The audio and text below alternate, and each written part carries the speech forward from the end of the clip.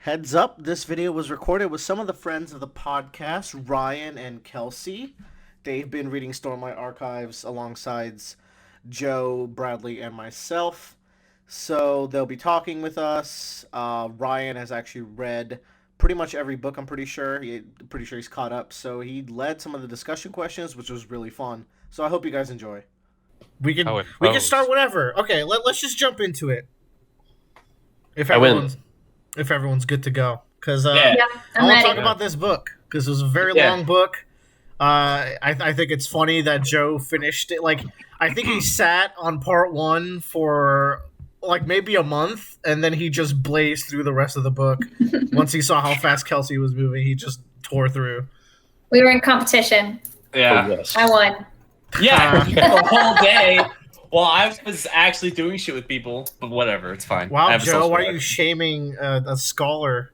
Shamer. It's fine. You shouldn't be reading it all, Joe. Yeah. Yeah, A boys don't true read. Voran man That's true. should be Boys- listening to the audiobook. Men don't read. I can't read. On that topic, that's one thing right off the bat that I really liked about the book: the different cultures of Voran men and women, and how many times that was stressed. Yeah, it's interesting. It's like it gets the sense of that like classical or that idealism that you would have back in the well, even now, like the ideal like woman or man, but it's more stress emphasized in this book, as you would see in like modern society or past society. It's really defined there. It's to the point where it's comical, where it's like men just straight up don't know how to read. They're babies who have to have people read for them. Like, when you make a text message, you have to have your mom do it for you.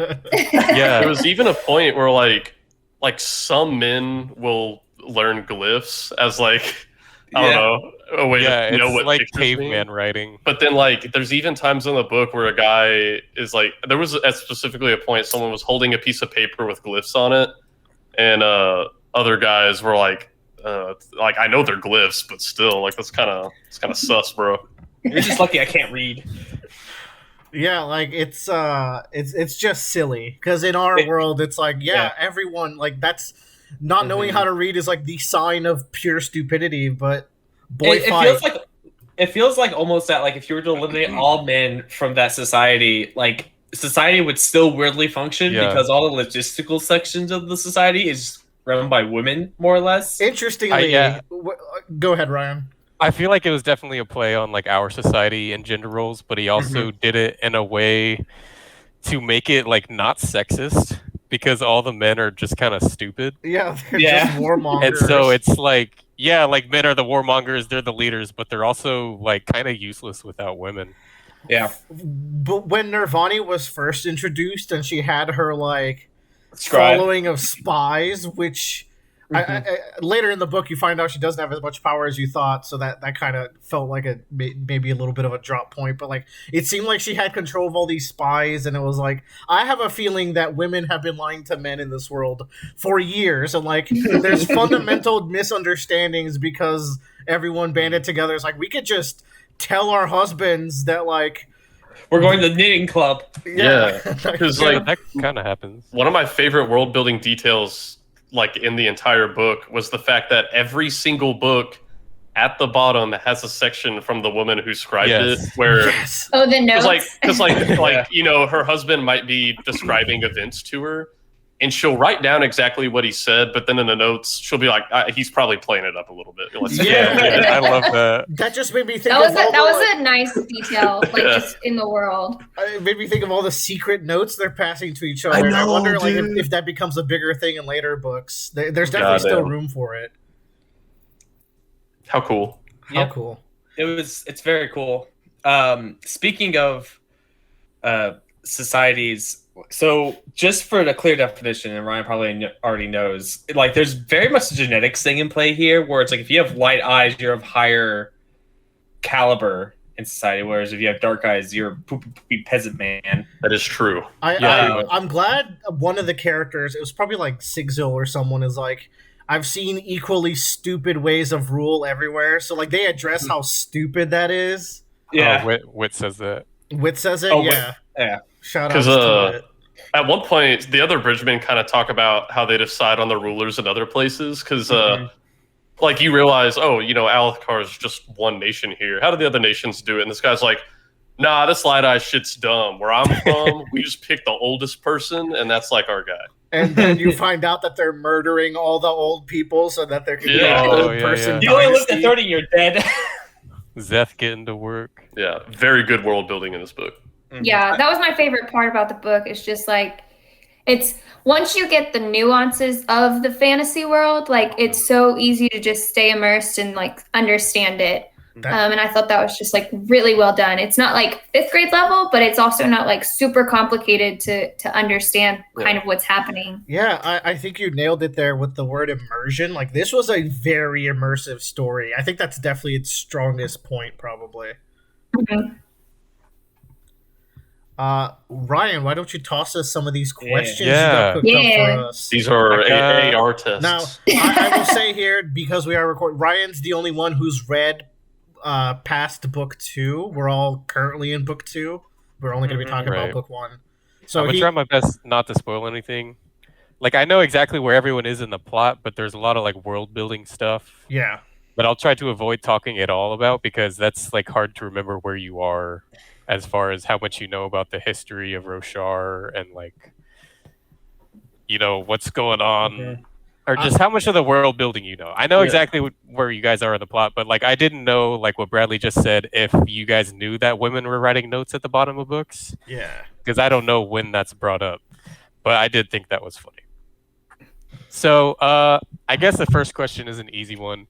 Who's your favorite character and why?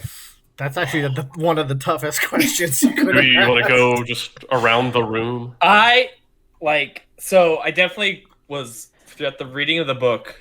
Like, Kaladin's story was the most interesting for me, for sure. With Shallan after that, and then Dalinar, and right below those two.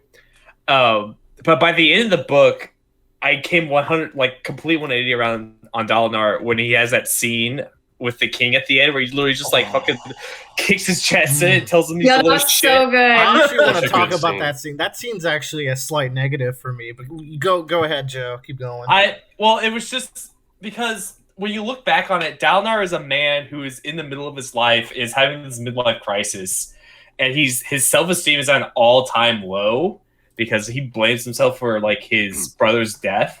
He's like, I was drunk during the party, I could protect him, and I didn't. Also thinks he's going insane. Yeah. Also thinks he's going insane. That's another thing too. That's such an So, endearing trait to him.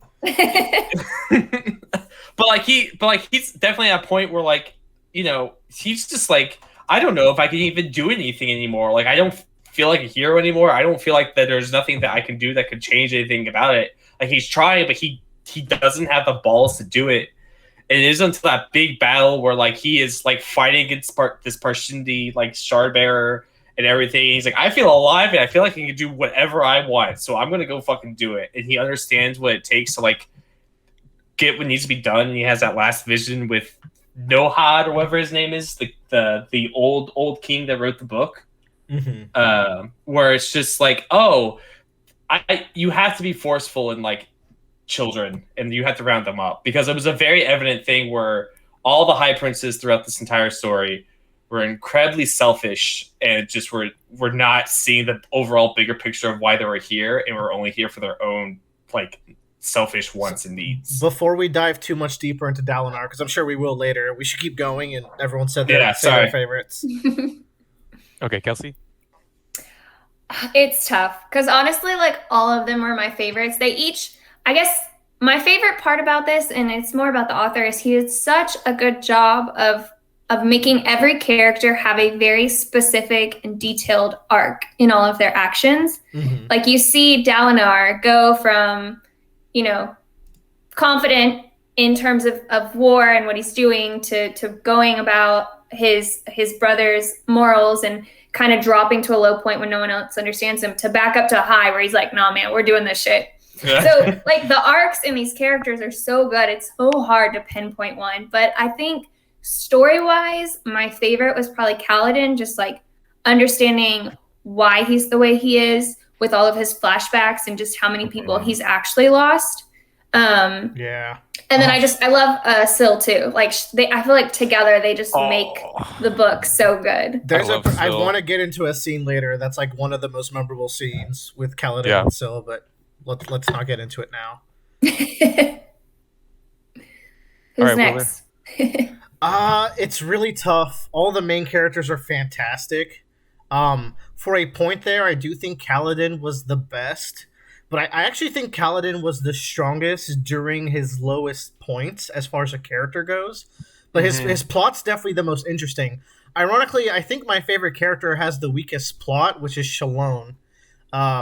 Something as soon as Shalon started talking to those sailors, her wit, and maybe it's like the way that the lady who reads the audiobook voices her, something about her is just so captivating. She's like, I don't know. She's smart and witty and has like kind of like a lust for life, and you feel like she's finally kind of free, even though she's completely trapped by the situation of her family. She feels like she's like finally stretching her legs out into the world. Now, she has some shitty moments from like, Shalon, you're not being very considerate right now. But I mean, flawed characters are good. So she probably edges out the others very slightly, but I want to throw in Teft and God, what is Delnar's oldest son? Elhokar? Adolin. Oh no, Adolin. Yeah, I felt like saying Elhokar. Adolin and Teft are underrated characters that might not get mentioned, but I think they're both fantastic. Adolin's I think all of the side characters. Oh, sorry, Ryan. Yeah. What'd you say? Kelsey. I said Adolin's the only one with like a normal life in the entire book. Yeah, he's a little player though. Yeah, he's a player. No, just to Willer's point, like everything you mentioned, I feel like if Shalon had more points in the story, I would have probably liked her more, because I do agree with like her wit and like the lust she has for learning and life, and like sometimes she gets confused which path she should follow, the scholar in her or like the I'm free kind of thing, or have these obligations. So that's really interesting to see. I am reading book 2 and she has more in it, and so I'm already really liking her. I've been told that if book 1 is the Kaladin book, then book 2 is the Shalon book, so I'm pretty excited for that. I was going to touch on that. Kaladin is the main character of the first book, and he's a huge part in the rest, like the second book, but it's not his book. Yeah. Bradley, why don't you tell us your favorite as your AC Dude. So I don't think it would be surprising to hear that someone's favorite character in the first book is Kaladin, because I think that would probably be my pick. God, what a Chad. But also, man, such tragedy on this guy. Like, just the arc his life has taken was so sad for me. His flashbacks were some of the darkest moments in the book for me to read. Whenever you see throughout the entire book, we're getting these flashbacks. They don't happen all at once, so you're seeing the struggle his family goes through over time to build a good future for him. And right when he's almost there, you see Bright Lord Amaram come to town, and you're like, oh no, this is where he gets drafted into the army. And then his dad is like, oh no, he literally can't do that. And you're like, oh, it must happen later on. And then you hear the truth that Tien is getting drafted, and you're like, this is the kicker. This is where his life gets ruined. It gave me like a Hunger Games moment. Yeah. I volunteer as tribute. Yeah. That being said, so in general, I like him more. Though shout out to Shalon. I think her parts of the story had like the better slow moments. Just moment to moment, her talking to people, like with Cabsol. There was some sexual tension in the garden there, y'all. I'm just saying. Was horny. Not really. well, no. But go on, Bradley. All I know is now the character conceptually that I like the best. They obviously didn't get a ton of chapters in this book, but I think Zeth is just so cool, and I want to see more of him, because like out of the box, if you described all the main characters to me, if he counts as one in this book, he's the one I would say, yeah, he's the coolest. Which one is this? Zeth. He's the assassin in white, baby. Oh, okay, yes, Zeth. Okay. Zeth's son Volano. What a beast. White, the day he was to kill a king. Sure did. Ryan. I think the last, I'm pretty sure it was like the last sentence in the book or whatever, where Zeth was told to go assassinate Dalinar. Yes. Yes, Yeah, I'm that was the very biggest interested in oh how shit that's gonna moment play for me. out. And, like, I was that- like, oh damn, like that is a Dalinar's sentence- fucked. That's a sentence that just gets you so excited to I pick up the know. next book. Yeah. That carries does. weight because Zeth does not fail. So you're like, but he has to. So speaking of Zeth, something I really like in the book is that when Zeth uses his powers and when Kaladin uses his powers, they're both described like really differently how they emit. Like Kaladin emits it as like a cloud in front of it, and like Zeth is like drool coming off of his face. Interesting. I just thought that was really cool. I didn't catch But that. yeah, Yeah, I didn't catch that either. Y'all Good gotta observation. post some fan art in your video. yeah. Can't do He mentions his breathing like fog onto his shield, and that's what causes all the arrows to hit the shield instead. And Zeth is on the wall. And he talks about Stormlight literally like leaking out from his mouth like drool. Brian, if you can remember, yeah. who was your favorite character back when you were reading book 1? So I've told a lot of y'all already, but I love Shallan. Mm-hmm. I thought she was witty and smart, and those are two things I love in a character. And her story really drew me in, especially the last sentence of her first chapter, where she's just this, cute, naive little girl going to learn from her new master, and then she's like, "Also, I'm going to steal this holy relic from her." And then the chapter just ends, and you're like, "Oh." And then it's like a few chapters before you Yeah. see what happens. There's, Like, that was my there's a whole my thing part with- with no Shalon. yeah, like my biggest, I guess, Part two. pet peeve. I know it's not her book, like after talking about it, but was like, it end on this really serious note, like stealing it, and then it's like she shows up 20 chapters later, like everything's cool now, like we're Yep.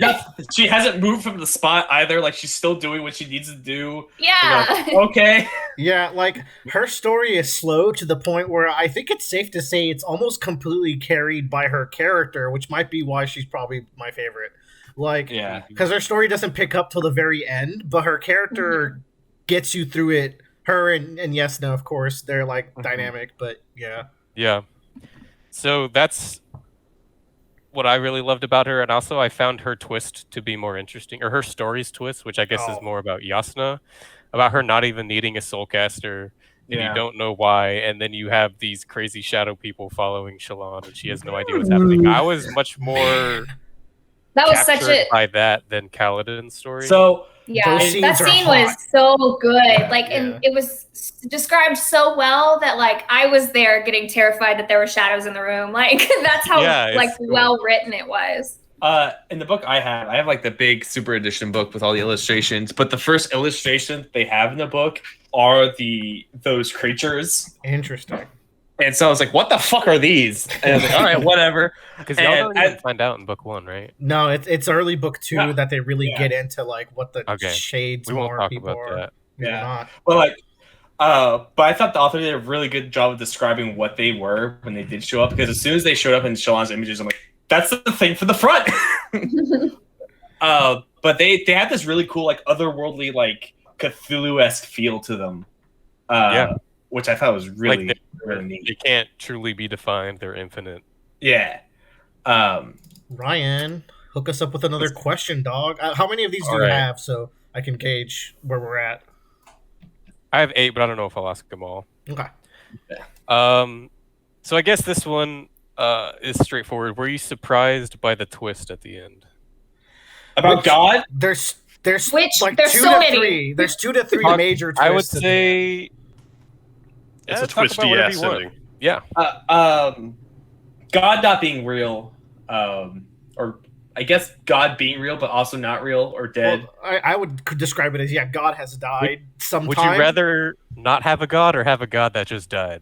Yeah, very interesting. I don't know. Like fantasy world, I'm like, cool. Glad we're here already. God's already dead, and the devil is coming to eat everyone else. It's also interesting because, one point Dalinar brings up is like, if he did die, was he ever really what we would call God? Because even that character themselves, he doesn't necessarily, like, kind of the wording he uses is, I am the thing that people would call the Stormfather. Almighty. Yeah. But, does he really claim to be almighty or anything, He says in the last book that he is the Almighty, or the first book at the end. Yeah, I figured like I don't know if he was saying like he is Almighty or if like I'm the thing that people refer to as the Almighty.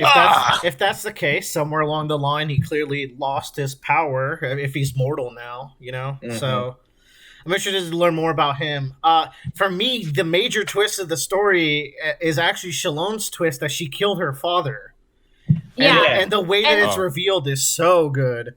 I didn't And even then it know doesn't that get yet. touched again, and I'm like, what happened? Like, that's also another one of those plot points that you're like, okay, they better explain this in an upcoming book. Like, I'm picking it up, I'm doing it, So I'm here's reading the it, thing. To dive slightly into book 2, she's now having moments where she's like, don't think about that, don't think about... So she's like avoiding stuff. But unless I might have completely missed it, I do think it's kind of lazy that it wasn't foreshadowed very much in the first book where she was trying to avoid thinking about it.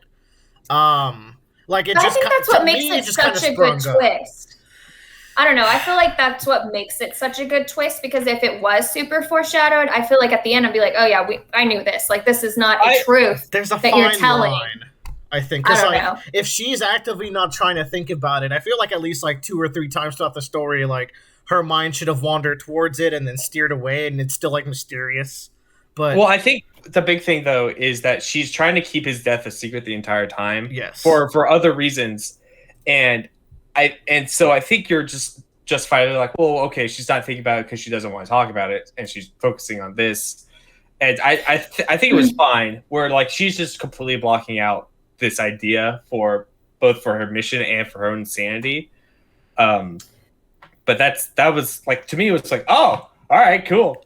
Yeah, like- Well, and I think another point is like, it could be more of like a survivor's guilt where she didn't actually do the killing, but maybe she led to the events of his death. So it couldn't, it might not have been she did the knife stabbing, but instead she led someone to do it, So True. it could be something like that. We don't know.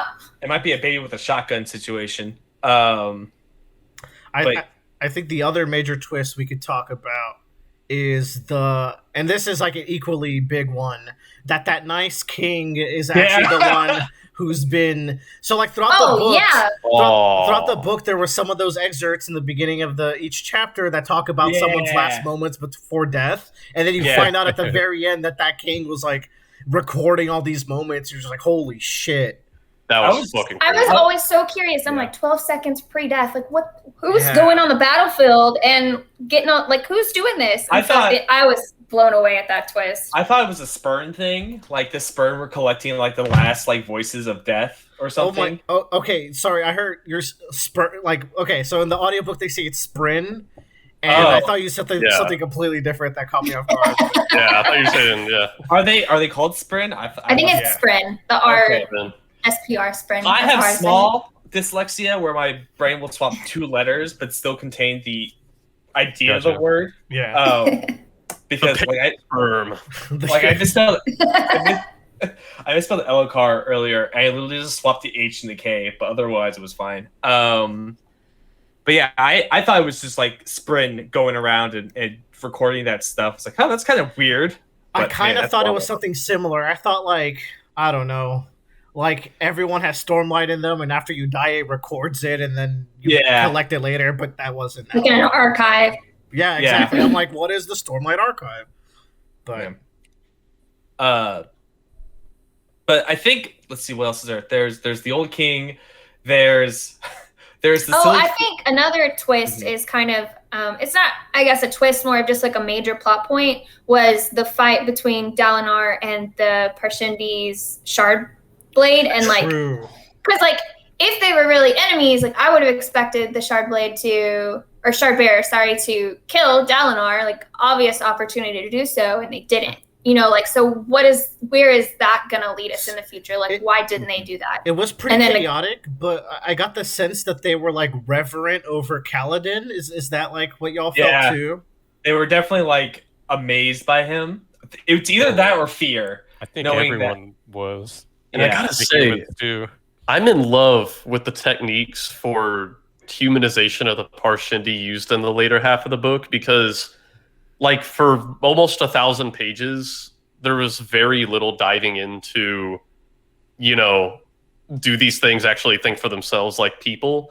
And then we get to that point in the book and we see the salute from the enemy shard bearer, and like just such a small gesture meant so much to me. And then even Kaladin, the first time he really gets to fight them, just watching them for a short time, he's like, these Parshindi, these monsters we're supposed to be killing, seem to have the discipline and honor that I thought the soldiers on the Shattered Plains were going to have. One that stuck out to me was, I think Dalinar is stabbing some guy or a Parshindi. Yeah. He realizes it's a younger Parshindi. He's like, I just see like all like sense of like fear in this thing's face. Also in the book, he slowly kind of reveals to you that these things aren't really human, which I thought was interesting. It's only something you can really get away with in a book because it's all imaginative. So you're like, oh, they're dudes, and then like, they don't use bridges. Well, how the fuck are they getting across the chasms? They jump. What? The armor's like fused into them. What? What is going on? You want to know what they are? They're crab people. Yeah. Bradley, I'm glad you brought up that point that you just made. Yeah. And then I'm not going to spoil anything, but I think this is the series for you. You're going to really love this series because he's so good at humanizing and rationalizing not only the main characters and the heroes, but the villains. Yeah. And so you don't even know who the villains are. Like you guys said earlier, the twist with the old man. Is he a villain? It's also kind of fucked a up villain? Because Sadius you think fucking sucks, okay? Let me Dude, no. Here's the thing. Sadius from Dalinar and Adelin's point of view. Here's the thing. Okay. This is one big draw of the series that Ryan talked about before I started reading it, is getting everyone's perspective on the issues. Because, like, no matter how much of an asshole someone could seem, like, to them, there is a reason they did what they did. And so at the end of this book, Sadius tries to give his reasons to Dalinar. And as me, as the reader, initially I was like, okay, I don't know whether he believes what he's saying or not. To me, Sadius is an asshole. Now, I'm a little bit into book 2, and I've gotten to see certain things from Sadius's perspective. And while I'm still Team Dalinar, I much more understand why Sadius can believe he was doing the right thing. Ooh, you know, if we're going to get into it, I read that chapter today, or I listened to that chapter on my way home right before this podcast. Sadius fucking sucks. I had such high hopes for him as a villain, but I am a little bit let down by the way that he's kind of portrayed once the shoe does drop.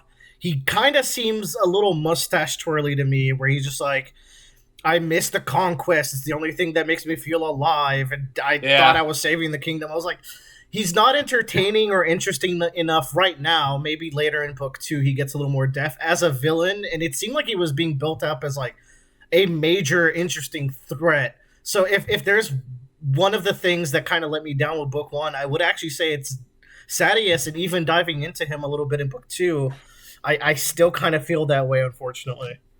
I have a better understanding of at least why he doesn't feel that guilty, because the thing is, the entire point of their religion is that life on Earth is not the thing that matters. The only reason you are alive on Earth is so you can die and become a warrior to fight for the Tranquil Line Halls. Mm-hmm. So to him, he's like, Dalinar used to be my friend. I think he's going crazy now.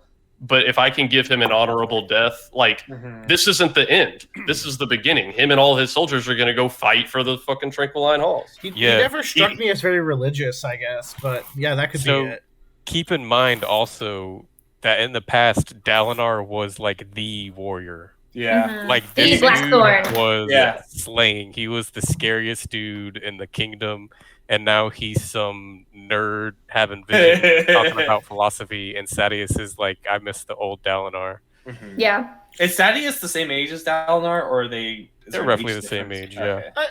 But even then, like, this idea, like, the way he talks about the conquest and, like, the games that they're playing and how he used to enjoy it, and now he's, like, not so thrilled by it anymore. He's still sending, like, hundreds and hundreds of people to die every day. I just think he's completely despicable, and I don't know, not a fan as a villain. Also, the thing is that from going to more book 2, because I finished part 1 of book 2 today. All right, hold the horse. Oh, okay, sorry. But like, not that far yet. I'm like in chapter 5. Back to book 1. Yeah. Sorry, but like when you say conquest, like, to speak about what's going on in the Shattered Plains right now, nothing is happening there. Yeah. What's happening there is Iraq getting oil from the oil fields. That's all that's happening there. And It's not Dalinar's conquest. fighting to stop it. Like, he wants there to be a finality to this war, which Sadeas does not. Like, even if he agrees with it, he's sure not listening to what Dalinar's saying.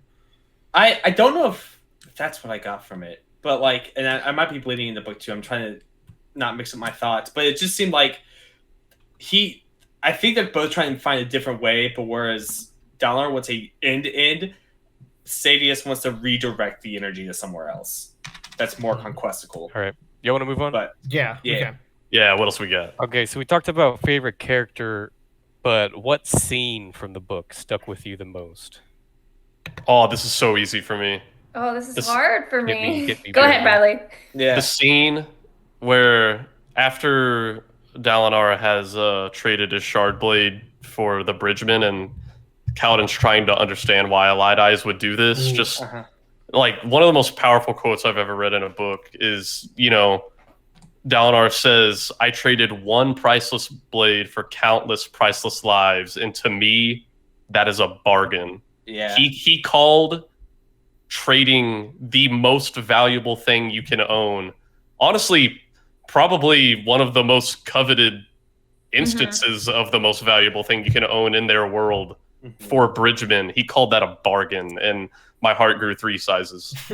Agreed. I was gonna actually bring that up as a twist, just because like throughout the whole book, you see him and other people that have shard blades, like you said, covet them. Like that is their life. Like that was a conquest to get that. Yeah, you know. And there's an unspoken rule almost like throughout the entire world. It seems that like if you kill a person that has this, it's yours. Like no one's gonna stop you from taking it, or if they do, they're gonna have to try to cut you down while you wield it. Yeah, and that's and then you got Fucko over here. That was actually going to be probably my favorite scene, was just that whole chapter of Kaladin's fight with, finding Tien dead and then going on to defeat a shard bearer and get the blade. And then he's like, nah, man, I don't want any part of that. Like this is his lowest point. He has failed his brother, he has failed his team, and this is later in the book, of course, you understand like this, it all clicks on why Kaladin is the way he is.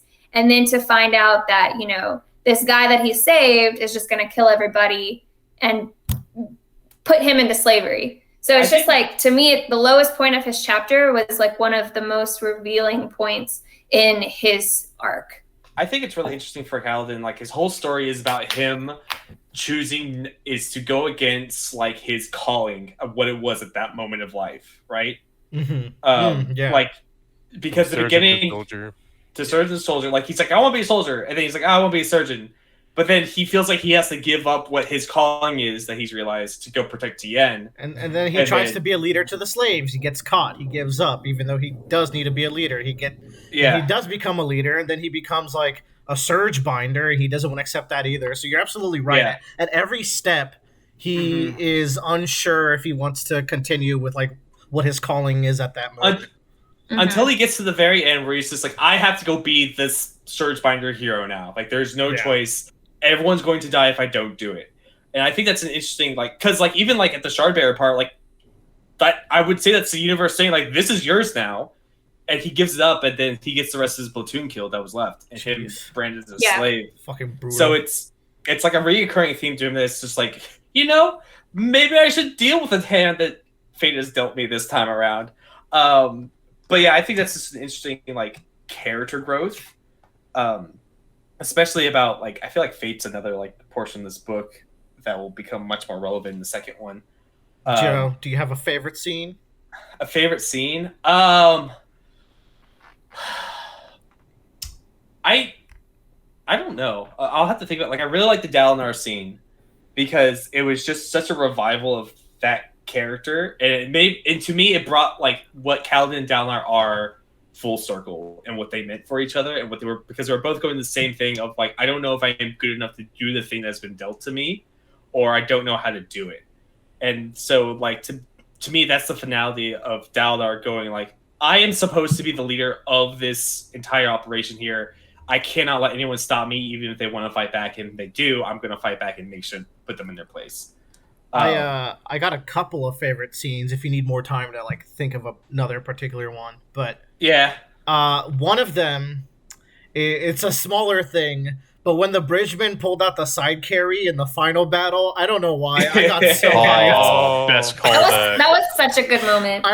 Dude, it just made me feel so good because they were like in real danger there. And actually, another favorite scene is another scene where they're in real danger when they first brought out the armor, and the Parshendi got super mad. And they just decided to shoot all at them, and Kaladin was like, I'm about to lose them all again. And Dalinar just shows up and saves them all. But the thing that really sells that scene is the salute Dalinar gives to Kaladin. And that salute changed the entire course of both of their lives, because if it wasn't for that, Kaladin would not have gone to save Alidai, which was a very big decision for him to make there at the end. But that salute stuck with him so much. I really like it too, because like he is like that entire time he's trying to like justify his like way of thinking in life during that moment. Like there's no way he's mocking me, he's being mean, like he's doing that whole thing, and he's can't come to grips with what Dalinar is doing. And another scene that really stuck with me is Kaladin's attempted suicide. Any scene with the Wretch is just so well written. The Wretch is actually the best character, but he's not there. He's not there all the time. But like when he's standing on the cliff and he's just contemplating ending it all, and then he gets the urge to keep going, and the next day he starts becoming leader Kaladin, and it was just like the way that scene's written, and the melancholy he feels that Sylph left him and then came back. It was fantastic all around. Also when he beats up Gaz and it's like, all right, I'm gonna bribe you, and now Gaz. Yeah. What happened to him? I must have missed it when I was reading. I don't think it's confirmed. I think he just disappears after a certain point. He disappears, yeah. Wow. To come back in book 5. Yeah. Well, and sorry, Joe, I'll add on my second scene because it kind of goes off of Willer's, is the decision that the Bridgemen made to turn around and go back. Like, they were given this opportunity to literally escape slavery, and they chose to go back in and save, Dalinar, this Light Eyes. That Kaladin was like, I have to. It's kind of like that fate thing. So that was just another, like, and then the whole battle scene, of course, was like Kaladin just really exploring his powers, not knowingly. So that was kind of my second favorite scene. If I can continue to be the downer in the room, well, that was a sweet scene. It did feel like very convenient and like too happy ending that these completely broken down slaves would go back to save their abusers. I have to imagine that Sadeas is just such a disgusting piece of shit where they're like, all right, even though this benefits us in no discernible way, Sadeas is so bad that we have to do it. And even don't then, forget, it's rough. The last battle, Dalinar literally saves them, and they know it's Dalinar in there. Yeah. True. That's the thing. They don't really bring that up very often as a reason why. They kind of the reasoning they have in dialogue is mostly that it's just the right thing to do in general. Which I was Kaladin's character. Yeah. He saves lives. And I think that's on the planet with an honor spread. But Kaladin for sure. But the others in the bridge crew fell in line pretty easily. That's the part that I think was convenient. I was like, Kaladin makes sense. I mean, I agree, but at the same time, like, because, this isn't over the course of a few weeks, few months. Like, they, these bridgemen were following Kaladin and respected Kaladin and knew Kaladin's, like, I guess, desire to, like, even though they're bridgemen, we're going to make it the best life we can. Yeah. Like, so I feel like that was their motivation, is, like, they knew, like, that was Kaladin's heart, and they respected him enough to join in on this cause. Yeah. So I feel like it wasn't, I mean, yes, it was convenient, but, like, at the same time, like, I feel like there was, like, very rational reasoning behind it. None of them ever actually expected to live and get away. Yeah, that's like, another thing, though. Yeah, well, I said it's convenient, but it doesn't. It's not like story ruining. It's like a nitpick. To me, it's like Kaladin literally saved all of their lives, and not just in the sense of like being shot by arrows, but in the sense of like he gave them purpose again, and they have full trust in Kaladin now. So they know, like, whatever you're doing for our benefit. Yeah. and so we're going to trust you in what your call is. Yeah. And so they went along with it. And they do, I think, have some argument, but they're like, yeah, let's do it. It's your call. You're the captain. You're Luffy. Let's go. But yeah. All right, I'll tell you mine. Yeah. I think this scene is one of the first ones where you really figure out that something is special about Kaladin, and you learn a tiny bit more about the universe and how inherently magical it is, I guess. And it's the scene where Kaladin is left out in the storm. Yeah. Yes. Good scene. And, this is like a storm that is worse than a hurricane. There are like boulders being lifted up into the air and trashing everything. And so it's basically a death sentence, unless, of course, you are Stormblessed. And so he gets one of the coolest names in fiction from living through the storm, Kaladin Stormblessed. Yo. Yeah. And then when he's at death's door, and another one of my favorite characters, Sylphrena, is battling off Deathsprin, which are basically rumors. No one even knows if they exist, obviously, because you die when you see them.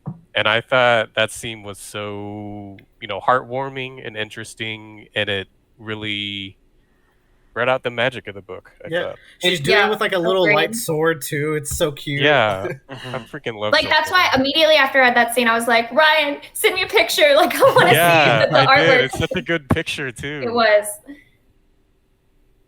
So that was mine. That was a very good scene too. Good scenes, everyone. All right.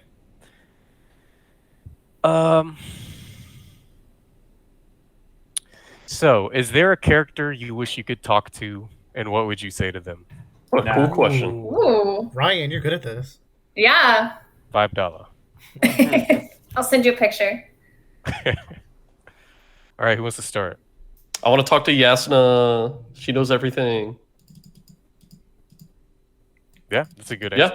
Yasna's she's the goddamn Batman. Yasna's better than everyone, and she knows it. Yeah, she does know it. She's also just yes. My answer is just very much Yasna. I think she is so cool. I don't know if I'm important enough to. I don't know. She'd probably tell me to fuck off, but true. You like it that way. I don't think she would talk. I like it that way. I'd go with Zeth, but mostly because I want to kind of go off on him. First of all, I'd ask him what the deal with the stone shit is, and just explain to me what your lore is, because I haven't gotten it yet, and I'm just super curious. But then also slap some sense into him, and then proceed to die. Because just you're not a weapon, you're a human being, and I hope that one day someone breaks that stupid rock that you worship so much, so you can go live your life. Because he's at such a low point in life where he's angry at the people he's killing that they can't properly fight back. And I'm like, you're just like a hot mess, Zeth. And it seems like you were once a good guy, but now you're just a tool, and a tool for killing, not a tool like a douchebag. But and I'd like to talk to him and understand why he follows that rock so much, and maybe free him. Maybe if I have the rock, I'll just throw it away and be like a genie, like a genie. Third Yes. So hot theory on his rock. That rock has a sprint in it. That's true. Oh, that's a good point, because it bothered me. It's like, well, okay, so people with powers have a sprint. Where has Zeth's been? But that's a good. I was just talking to Ryan about that. I was like, okay, I don't understand how Kaladin's getting his sprint. Is he not the same thing as? Yeah. No, I had that whole conversation. Good point, Joe. Good point. That is a good. I guess prediction. It's a rock sprint. It'd be rock. I am rock. I don't know. I feel like I'd have to finish all of the books and then choose a character that I feel like I have the most lingering questions with, because I feel like any questions I have now hopefully will be answered in a future book. I don't know. I feel like Kaladin's backstory is really cool. It'd be fun to talk to him about I guess how he came above it. I know you get some of that in the story, but he has so many low points, and so just to talk to him, where did you get the motivation to just continue? And all of these things, and so I don't know. I mean, If that's like. what I don't mine know would if he'd be. like to go over that. But, no, I know not, but No, mine would be talking to Kaladin just to tell him it's okay. Like, yeah, you're gonna be all right. It's all right, man. buddy bear. I want to And get I on don't know. Kaladin. I wanna I'll get bring rid of up Oh. another character real quick, and that's Wit. I was gonna say Wit Because too. No. Like, I don't know if y'all got the vibe, but a lot of books, the author puts himself in the book, and Yeah. he'll like basically talk to the characters, but at the same time, it's the author like talking Mhm. to you directly. And obviously, you don't want to do that too much in a book, but I felt like that was Wit, and when he Mhm. talks to Kaladin, and Wit doesn't is- directly say like everything's gonna be okay, but he kind of gives him a semblance of hope. yeah, Wit is an interesting character because he is much more aware of the situation at hand than the rest of the world. Mhm. Like, I got this old soul vibe where it's like it almost like humoristic fatality, where it's like I kind of know the world's gonna end, but there's no point in me like moping about it. I might as well just fuck around for a bit and then move on to other places. So it's just being able to, because I mean everyone else there is such a mopey bastard. There's not much to be happy about over there. Yeah. But like it's just like I think him is especially in that last epilogue scene in the book, and he's very much having a conversation to himself about what the world is, and this guy comes up and he just dies. He's like, "Yep, that's the I've world." been so interested in the lack of questions from y'all to me about that scene. about Wit. Here's the thing. So funny enough, Wit is the last person I talk to because he would drive me fucking nuts. Yeah, I would not. He would just twirl me around in circles and never give me a straight I answer. genuinely I walk think that'd be away. terrible. I try to walk away, and then he'd play his stupid flute and keep bringing me back. Like an hour would pass, and I'd be so upset. So I didn't even think too much about that scene. I'm like, in maybe in 2 books it'll make sense, because nothing Wit says makes sense until hindsight. I feel. I agree with that. I think another character that I would want to talk to is maybe like Rock, because I know that his culture is just like completely different. So I feel like, seeing that another, quote unquote country in this magical fantasy world would be interesting. That's You the do thing see about. quite a few countries later. Yeah, Say that again? I'm expecting that. Yeah, like you've seen the Vorin culture a lot. You do see a little bit more of the other cultures and countries, but Okay. Cool. Vorinism is still like the main one that you see the most. With talking to Rock, he seems like he's so happy when he's talking about his culture, but the bridge boys just aren't having it. He's just a weirdo. So I'd like to sit down and like, Rock, you just go off. Tell me everything that's cool about your culture. Like, it'd make him so happy. I think that'd be great. Airsick Lowlander. So you asked earlier what the best end game plot twist is, but I actually want to bring up a mid game plot twist here, mid story, where you find out that Lirin actually did steal the spheres. And that also actually Lirin might actually be my favorite character. I forgot about him, but like every word that comes out of his mouth is infinitely interesting to me, and I could make the argument that he's actually the best character in the book. I thought he was fascinating, and I was so heartbroken when you find out the truth that the spheres were stolen. Yeah, I agree. I feel like it just reinforces like Kaladin's hate though for Light Eyes. Like, my dad is willing to stoop this low to get back at them. Like, is there any point in honoring them? I never got the sense that he was getting back at anything. I thought he was just like he was playing it smart. He was doing what he could. Because he was supposed to have the money, I guess, for marrying. Was it Laurel? However you say that name. And that death obviously kind of scrapped that idea. Like, so that's why he's like, no, man, this was our future. Like, you can't just. I don't know. I didn't really see it as getting back at anything. I feel like that's the definition of where it's like you stole my dowry and my wife's, my son's potential wife, and then you are also just making the entire town shit on me at the same time. I would consider stealing these orbs, getting back at him. But that all happened after the case. For in the way I see Lirin, he's someone who got what he was owed because he needs to get his son through college. It's very important, and life hits him hard, and he withstands it.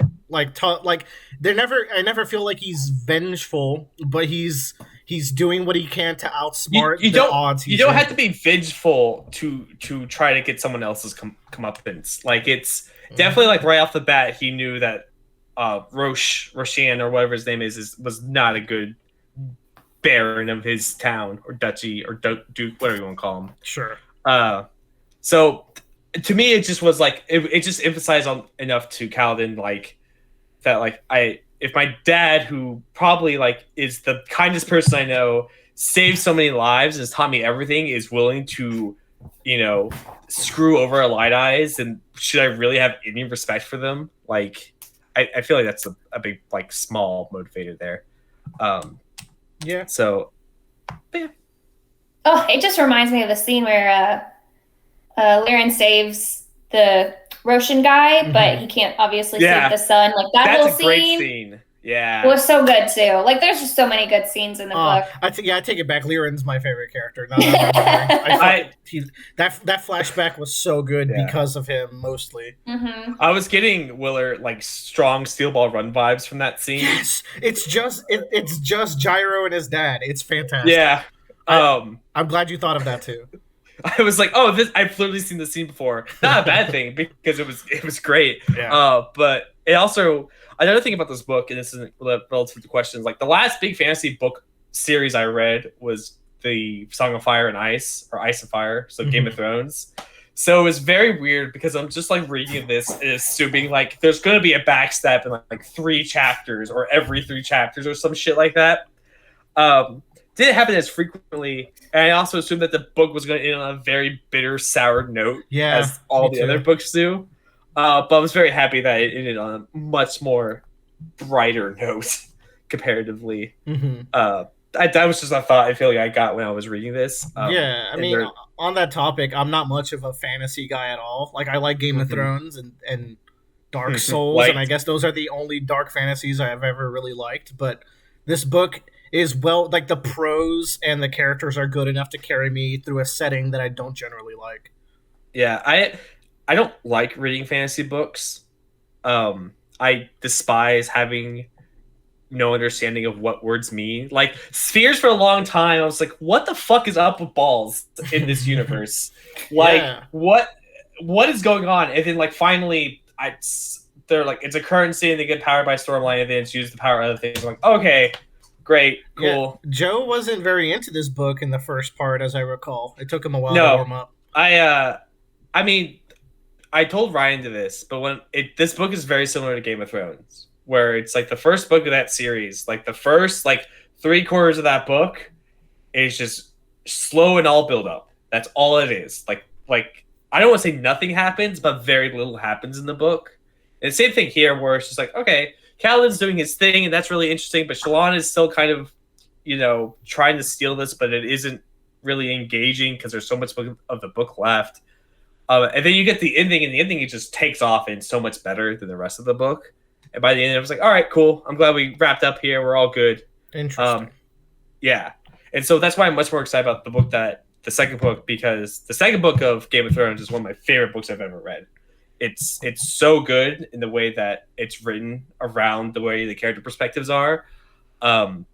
Because there's just a lot more going on in the environment of that story. So I'm looking forward to the rest of Words of Radiance.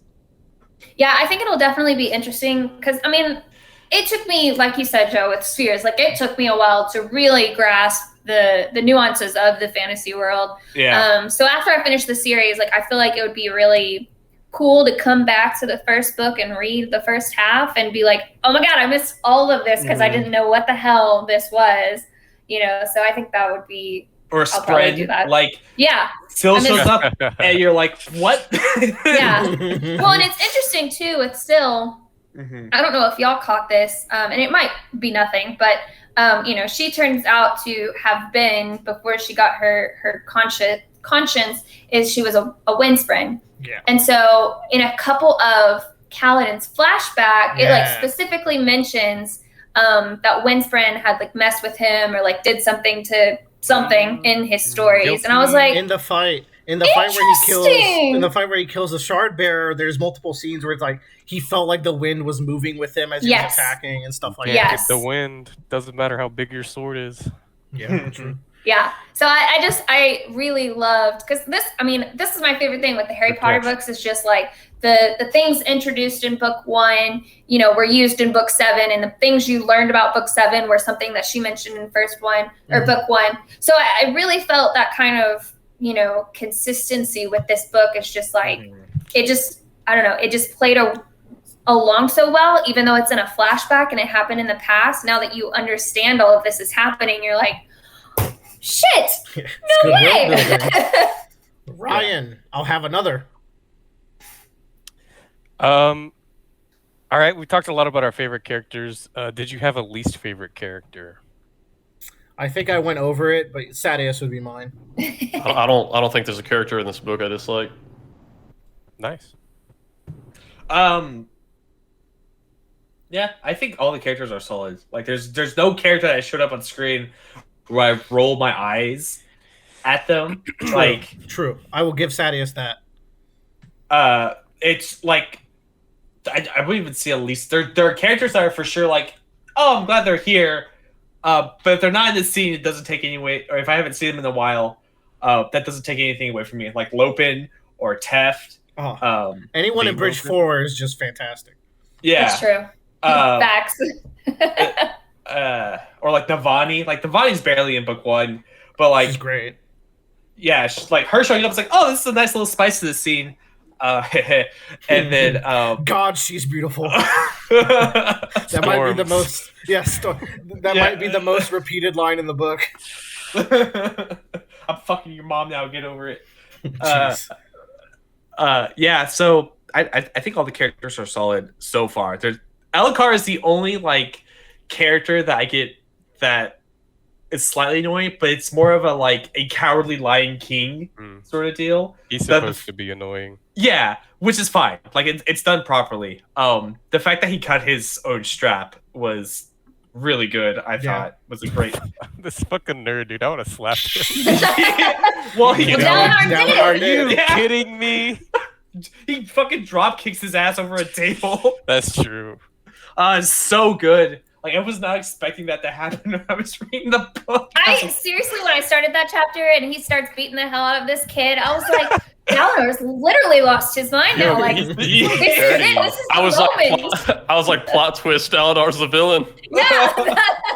Keep in mind, Elhokar is like 30. He's acting like a 15-year-old, I thought. Yeah. Well, and I have 2 least favorite characters. I agree that all of the characters are really solid in their ways, but me personally, I really don't like Elhokar. He is spoiled, he is paranoid, and I just feel like he's not a good king.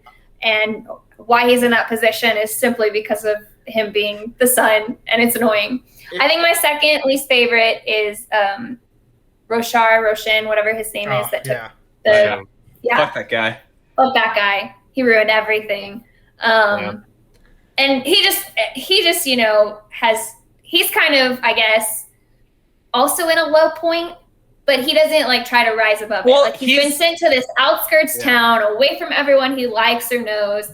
And he's just so bitter about it. And there's just no hope for him to feel better. So to bring back to Kaladin's whole thematic thing is that Roshan never steps up to the plate and tries to take the hand that he's dealt with and tries to use it to his advantage, right? Like he never steps up to it, which is probably what ends up getting his son killed because he's too arrogant to realize where he is and try to make use of the people around him. Yeah, for sure.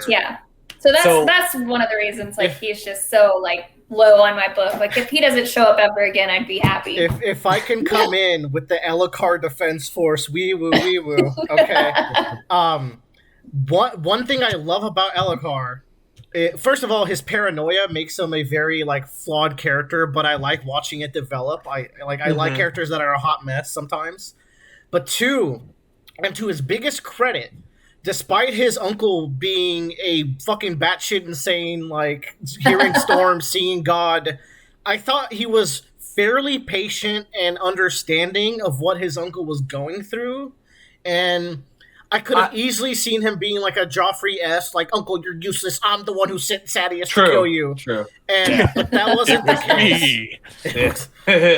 But I think, though, a big part of that is that he's more just putting on a face to appease his uncle than he actually cares. that's why I always got what I was reading, because he ends up like going over him and gives Sadius the title of the High Prince of Information. That's because, to be fair, Dalinar was not taking it very seriously, and he was like, he wants people to take his worry seriously because he's a little sniveling little kid, right? Who's 30. But that's the thing. Like he just didn't trust Dalinar, so like he didn't have respect for Dalinar as much as he should have had respect for him, right? Yeah. So I mean, I think that's a big part of it. I think no one did. It's hard to trust Dalinar unless you know like what's going on intimately with him. Like his sons definitely didn't. Yeah, especially when you're speaking in tongues. I love the scene where he's caught in the barracks and there's a high storm, and like you just like, oh, this is so cringy for him. Is that the first time that we go and see a flashback, or do we have one that's earlier? Okay, that's what I thought. That was a really cool scene too, because I was the mystery of like what's happening to there, and then they go into more about the whole Knights of Radiant. I think that was the point where I got really hooked into the fantasy realm of this series, which is a fairly decent way to the book, unfortunately. I didn't get a very clear picture of how his flashbacks connected in a narrative sense. Like, I don't fully understand what happened in the past, and maybe that's on me, or maybe there's still more for me to learn. But I think that comes into play more in book 2. Okay. Yeah, book 2, like cool. It's not really a spoiler, but it's a spoiler. It's just like Navani is trying to piece that together. So I feel like throughout the book we will learn like what her progress on figuring all of that out. Mm-hmm. Immediately in book 2, like any problems I had with book 1 is out the window. Like I finished part 1 and I was like, I am 100% more satisfied with what I've read so far than the entire first half of book 1. Damn. Like it feels so much more engaging. Like the end of part 1 ends on with a huge like moment with some characters. So the speed of which things are happening, the pacing, I feel like is a lot better there. But when we got to that point, and he's talking to the Radiants, and there's these things that are happening in the village, and the Voidbringers are attacking. I like it just got me hooked. I'm like, oh, I kind of have a better picture of like what the history of this world is now, and I understand what's going on. Not understand, but like I'm getting an idea of where the world was and where it is at now. Yeah. Hey Ryan, you got any other bangers for us? Whoa! We have to know his least favorite character if he has one. Yes. Yeah. So, in general, I still like characters that are meant to be hated. So, like, I still like Sadius. I thought Elokar was all right. Yeah. I wasn't a fan of Capsule. Yeah, me neither. I was never feeling him, and I knew from the beginning, like, this guy's obviously not gonna end up with Shalon. Man, so he's Capsule would have fooled Oh, it's the Arden. Yeah. I was so gullible. I was like, man, he's cool. I was so down. I was like, yes, leave the Ardentia, run away with Shalon, get married. I love you. That's so crazy. I was like, this guy's a fucking nerd. Yeah, no, I'm with Ryan here. No, he was so smooth. When they were in the garden. One time, he was very smooth. He was always smooth. He was great. So, and my second one is Adolin. I just felt he wasn't written as strong as any of the other characters, and I felt like he was set up by Brandon to be like, hey, this character's super important, we're putting him here, but he didn't really know what to do with him as much. Well, he's literally on a collar because he's the High Prince of Duels, or he's something along those lines, where like his whole thing is his calling is duelmanship, and his dad's like, you can't fucking do that anymore, and he's just like, I guess I'm okay. That's crazy. He worked so well for me as a character. I was like, I thought he was a fine character. I just thought he was the weakest of the characters that I assumed to be the main characters. I agree. I guess I feel never like his appearances were lacking. Like he would show up and then nothing really happened. Yeah. So. And a lot of his plots were basically just like looking at Dalinar from a different perspective. Yeah. And you're like, just like, okay. So it's not that I disliked him. I thought he was the weakest of who I considered to be the important characters. Yeah. That's understandable. But man, I think I'm interested in seeing how Dalinar's second son, who I can't remember, Renarin, plays out, because I don't know. I feel like it's very important that, and maybe I'm reading this wrong, but it feels like he has some kind of disability. Yeah, and I'm not really sure what it is. That's why I got two. Like Brian, is that explained? Do you know, or are we just assigning him? Is it in book 1? Do you know? No, it's not. Okay. So, all right. But yeah, I definitely got a feeling. I was like, this guy is so unimportant to the plot that he probably conspires with Sadeas to betray Dalinar. I was super wrong, but you know what? There's still time for me to be right. Hold on. I think Renarin, like, I get big Bran vibes from Game of Thrones with him, but I hope he's not as useless at the end. Man, Bran was so cool until he wasn't. Yeah. Remember, Renarin is like a nerd, and his brother and his dad are the biggest chads on Earth. Yeah, I like love that Adolin is like the chattiest chat of them all. They are Tyrion Textless. I love how Kaladin calls it out too, when they're in the square, and he like throws him a one of the like most expensive spears or whatever, and he's just like, no man, no, what the hell? We don't do that here. I do think it's interesting. My brain. Nope, nothing. Never mind. Move on. All right, Ryan. Next question. Okay, this one might be a little tough, because some of you have dove a little bit into book 2. But I wanted to know what lingering questions about either the story or their universe that you're thinking about the most. So, here's what I'm wondering. Spill it, Bradley. Yasna has the theory that the Parshmen are what mankind dubbed the Voidbringers. I'm wondering if that's actually true. Yeah, probably. They do have some good. Dare doubt Yasna in my presence, Bradley? No, that's a very, very because good the question. thing is, in these visions, we have seen very monstrous things from back during these desolations that are so not the Parshmen. And you know, much like Yasna, you have to you got to be open to new information. And I'm just like, there are other, I don't know, we've seen other things that technically could be the Parshmen, and essentially a lot of this theory is just kind of based on the hunch that, you know, Parshmen look very similar to this metaphorical description that is purely metaphorical.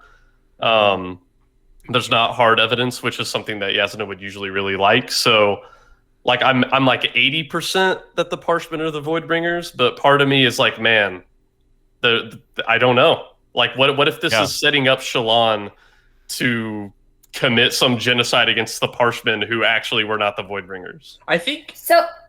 Go ahead. I was going to say that. So a big thing for me, my big theory is the Parshmen communicate by singing. Yeah, like they mentioned that. So my big thing is it's less of the Parshmen kind of the way to develop is by the singing, and that's how they communicate. So I feel like there's this. My big question is Odium, who is the person that killed God or the thing that killed God. What a dick move, huh? I don't know. Yeah, who is probably stuck in this fucking storm and can't get out. And the way, and they are controlled by him with this singing or whatever. And I feel like a big part of the book is like free will, because Kaladin's a slave, and then he is forced to do this thing and has to get himself out. And then the Parshmen are slaves of slaves, or just slaves in general. But then like the Parshendi also communicate via song, so they are somewhat in control, but also there's definitely like a kind of hive mind mentality that comes here, because it definitely feels like the Shardbearer Parshendi has a lot more control than the other Parshendi, because he doesn't participate in those battles, and then he just like shows up and then fucks off and it's done. Yeah. So to me, I think it's like a big conflict of like control and will. So I could definitely see them being the Voidbringers, but not of their own volition.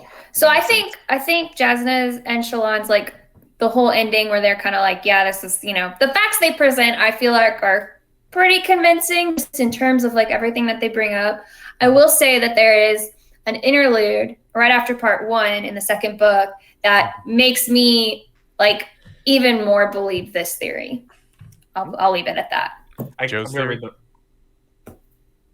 Say what? The Parshendi theory. Just the general Parshendi. Yeah, just the general Parshendi theory of being the Voidbringers. For me, I got 3 things I'm looking forward to seeing. One, I mentioned earlier, I need to know about Zash's culture and like why they're so subservient to an object, and I'm sure the object's unique per person.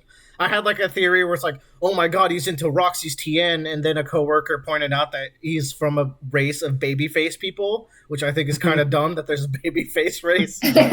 So This is just for I can babies. touch on that real quick. So in this universe, everyone has, I forget what it's called, but the eyelids that Asian people have, Really? where it's cupped over your eyes a little bit. That's why if you look at all the fan art I posted, like Yasna and them, they have kind of Asian eyes. Oh. So- this is true except for everyone except for Zeth's people. So they just Shin- have normal eyes. Shin people have normal eyes, not normal eyes. Okay, cool. Never mind. He's not dumb anymore. Yeah, there was something similar to that where in one of the interludes, I think it's the girl who is like on her like apprenticeship for being a trader. Mhm. Yeah. And she's talking about this grass that like she's standing on top of, and I was like, is this grass that's so stiff you can stand on top of it? And someone at work pointed out, I think she's actually describing normal grass, because grass in their world retreats underground when you try to step on it. So to her, like, normal grass in our world that just stays there that you can walk on, that's weird to her. Second thing, I'm dying to know.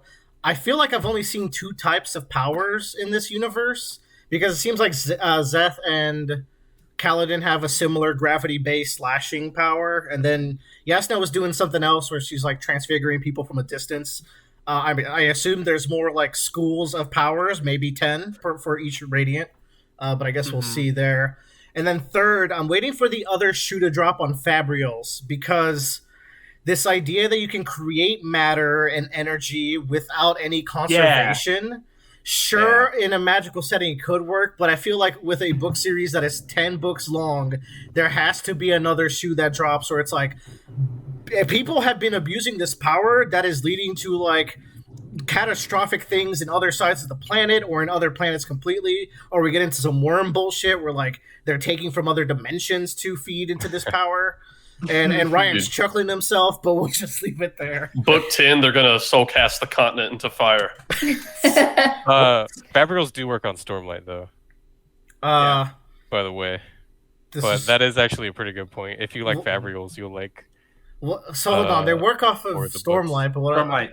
But then you got Yasna who can.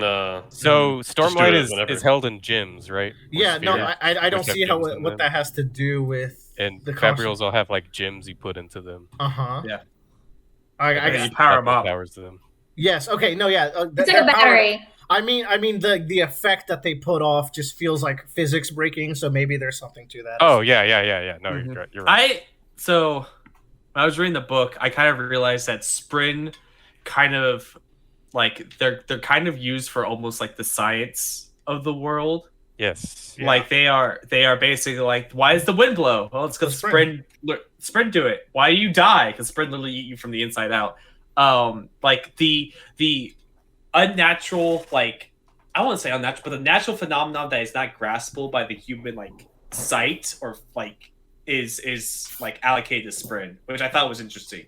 Yeah, I mean that's one of the questions that's posed is like, do the Sprin cause it or do they react to it? Yeah. Like, I'm do glad the wind that- Sprin cause the wind or do they follow the wind? Or Mhm. There's that interlude where we finally have a character who questions what the fuck is sprint in. And I was like, thank you. Like someone's thinking critically, and I hope we get to see more of that guy. I think he might have actually been mentioned briefly in a chapter I read earlier. talking about the Pokemon trainer that's trying to Yeah. document. Hail Sprin. Yes, the guy that got super drunk to see the Oh, he's great. Sprint catcher. Yeah. I hope we get That to was see probably more. my favorite, I guess, was a world fun building interlude. chapter. Is just like it was so focused on like that one point where I really didn't understand what was happening. Yeah. It was a really nice chapter to be But like, I- okay, yeah, no one else understands this either. But I think it's interesting where like that Sprin goes further into not just like natural phenomenon, but like people to people, spiritual, yeah, because like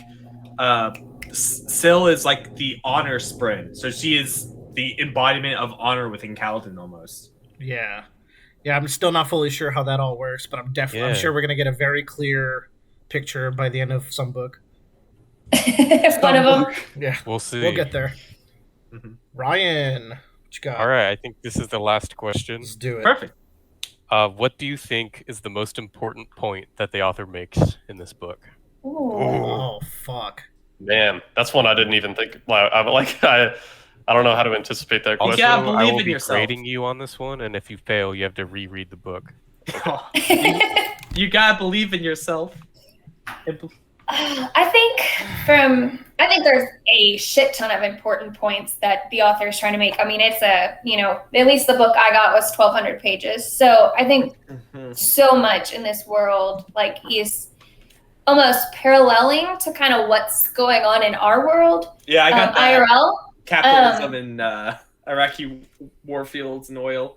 Yeah, I think the biggest point that I kind of took from it was the social inequality aspect, and just like we were talking earlier about how like light eyes versus dark eyes, it's almost kind of synonymous to like, white people versus black people, for instance. Like there's a clear difference in what's happening here, and it's all based off of a color of an eye. Like, how does that befit you more this way than that way? So I think that was one of the things that I saw just in the Vorin culture that, I don't know, I kind of took the most from. You would, as a dark eyes. You're right. You're damn right. I'm proud of it, okay? So there's like no black people in this world, is that right? Like, No, there is. Okay. There is. Yeah, they're One of not them colored. Isn't a Sigzil black? I imagine him as like Pakistani because they mentioned like I don't know. So also, I mean, most of the characters you see aren't straight white. They're like pretty tan. Yeah. And Asian. I did gather that. I don't typically picture skin colors when I picture characters. Well, we got red marbled people, so that's Yeah. something. Yeah. You got crab people. Yeah. Yeah. I think you can go, Joe. I didn't mention this, but like, so I mentioned this kind of in our question of the day, but like, my brain takes really weird creative liberties. And so whenever the storm came over, my initial thought was to make the storm purple. I don't know why, but that was I just, could see it. It's kind of bluish. yeah. But that ended up making the entirety of the Shatter Plains just entirely purple, basically. So the theme is purple. Yeah, the theme is purple. Good one. So Will and I, when we were in Disney World, we were looking at my book and we're like, I can't find the fucking Shatter Plains out here. And we thought for a second like they were in some like weird reverse world. Yeah, I thought they were in another dimension or some shit.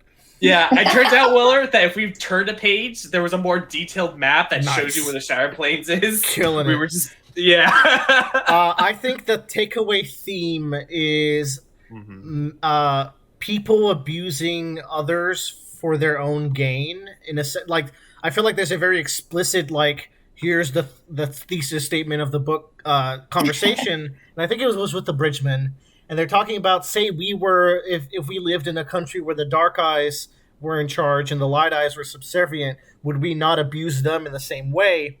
And I think of like, it's a theme of like, whoever's in charge, they will abuse their power, including the nice king, and including using the Bridgemen, who literally have to carry the army on their backs through bridges necessarily, but it is their lives at stake. Maybe we're using the Parshmen. well, Status' army, but yeah. Well, yeah, we're using the Parshmen. Maybe we're abusing these Fabrial and the Sprin, and without regards of what we're doing to the environment or the universe at large. I feel like there's a very like use of power and others' lives for gain kind of theme. Yeah, and the Rock that controls Seth too. Yes, yeah, good point. I agree with that point. That Rock is a corrupt asshole, and he's got to go. Yeah, no, I agree with that point. Not my Rock. Yeah. Everyone's trying to climb on top of someone else to get what they want, and that's incredibly relevant with the High Princes and the Gem Hearts. Yeah, that's another one. And funny enough, Willer, I like that that's your favorite point, or your most takeaway point, and your favorite character is Lyran, because I feel like he's the one that didn't do that, because he didn't take advantage of the townspeople and make them pay when But he does take advantage of the situation of someone I agree. dying. There is one flaw to that, but I feel like overall, absolutely.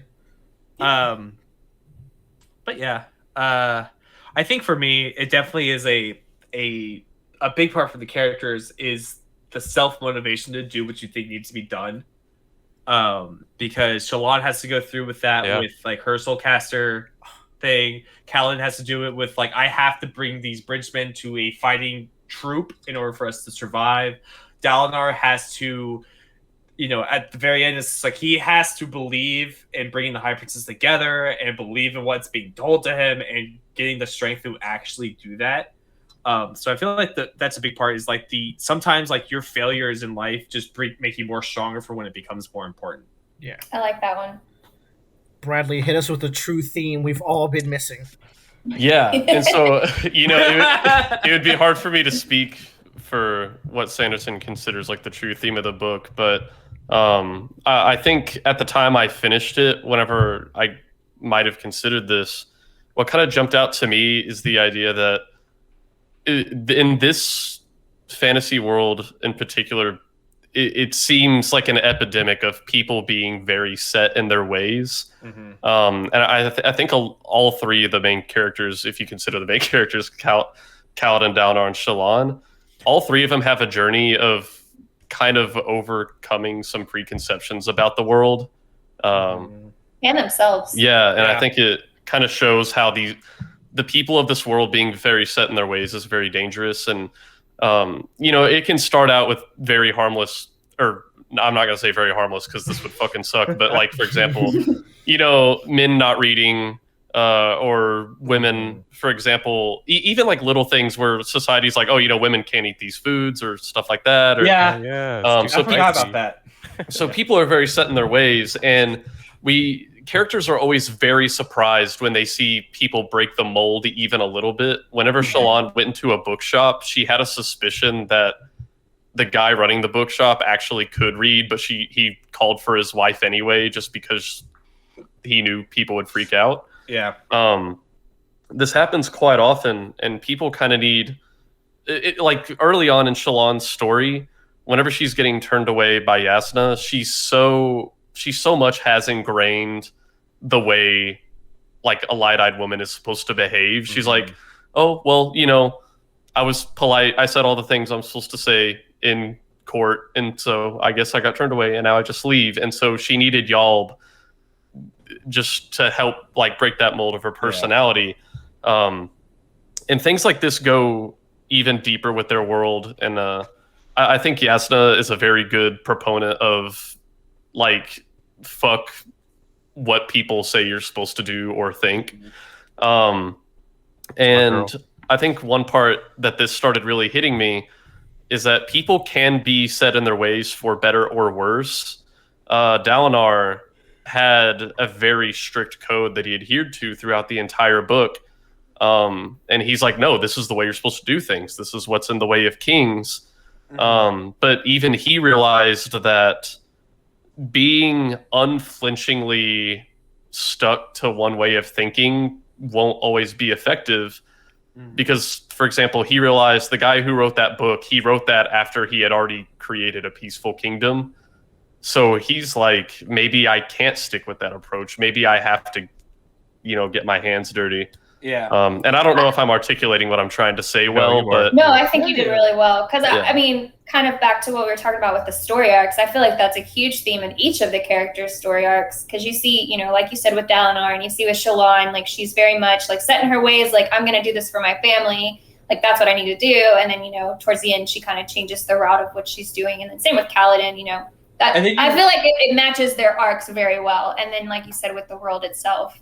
And then you also have like Capsule that I think propels Shallan to think that more, who is a fake ardent, but like is acting very much against the way an ardent would act. Yeah. So it makes her rethink about like, it helps propel her like, maybe I should rethink about like the way that I'm approaching life in general. Yasna is very much like an end goal ideal of like what Shallan wants to be, I feel like, or where Shallan needs to end up becoming in terms of. Yeah, by the end of the book, Shallan is such a different person. And even Kaladin gets his perception of the world changed because every experience in his entire life has taught him that light-eyed people are going to betray him.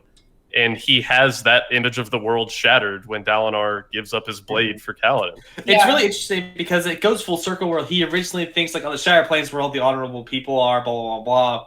And then, like, all this shit happens, and he doesn't believe that anymore. And then Dalinar kind of proves that he was right in the beginning in some way, but not fully.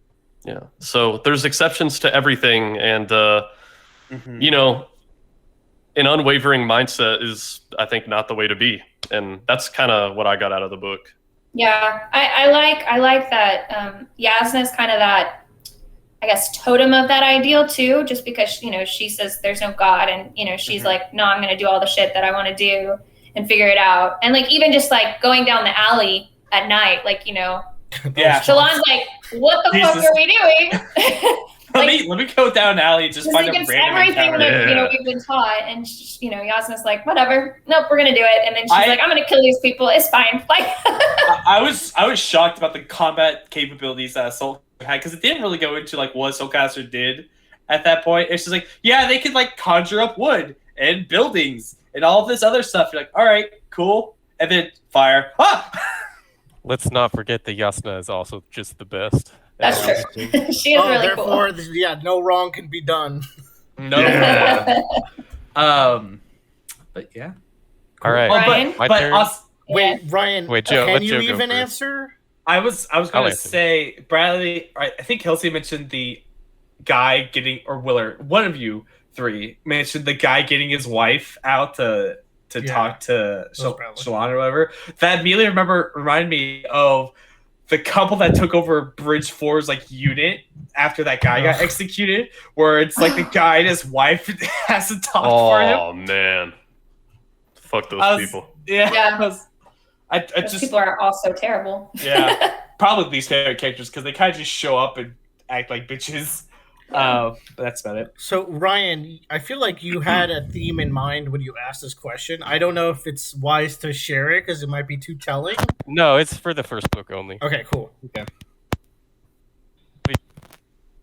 Oh no, he died. Oh, no. Oh Ryan! no, Ryan, no! Seth got him. Oh fuck, we're next. But Oh, there we go. I think all of y'all brought good points about what Brandon wanted Ryan. to talk about.